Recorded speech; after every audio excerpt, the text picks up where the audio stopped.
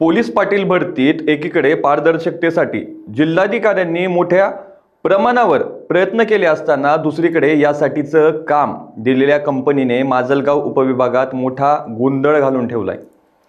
40 ते 45 गुण मिळवणाऱ्या उमेदवारांची नावे मुलाखतीसाठी पात्रच्या यादीत आली आहेत, मात्र 69 गुण मिळवणाऱ्यांची नावेच यादीत नाहीत।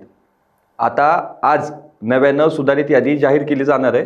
जिल्ह्यात पोलीस पाटलांच्या सुमारे 1179 जागांसाठी भरती प्रक्रिया प्रशासनाकडून राबवली गेली होती। यासाठी सुमारे 19,000 उमेदवारांनी अर्ज दाखल केले होते। ही भरती प्रक्रिया पारदर्शक व्हावी यासाठी जिल्हाधिकारी विवेक जॉन्सन्स यांनी मोठे प्रयत्न केले। 80 गुणांच्या लेखी परीक्षेसाठी ऐनवेळी प्रश्नपत्रिका दिली गेली। OMR पद्धतीनं उत्तरपत्रिकांची तपासणी सुद्धा केली गेली। उमेदवारांना उत्तरपत्रिकेची कार्बन कॉपी दिली।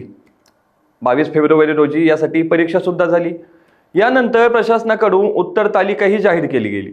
त्यामुळे प्रशासनाची उत्तर तालिका आणि उमेदवारांकडे असलेली कार्बन कॉपी यामुळे उमेदवारांना किती गुण मिळाले हे कळत होतं। पोलीस पाटील उमेदवारांची 27 पासून शहरातील डॉक्टर बाबासाहेब आंबेडकर सामाजिक न्याय भवन येथे तोंडी परीक्षा होणार आहे।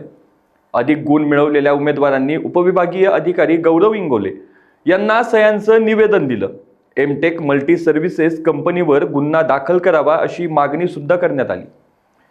परीक्षार्थी केशव सोळंके यांनी प्रशासनाच्या उत्तर तालिकेनुसार मला 80 पैकी 69 गुण मिळालेत, मात्र मुलाखतीसाठीच्या यादीत माझं नावच आलेलं नाही। हे चुकीचं आहे। दोषींवर कारवाई करून सुधारित यादी जाहीर करावी असं सांगितलं।